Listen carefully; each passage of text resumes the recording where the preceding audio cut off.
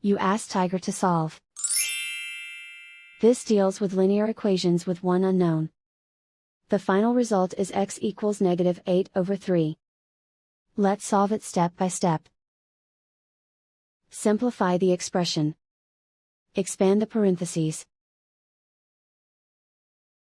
Multiply the coefficients. Simplify the arithmetic.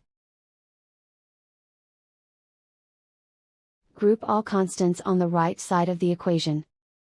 Add 5 to both sides. Simplify the arithmetic.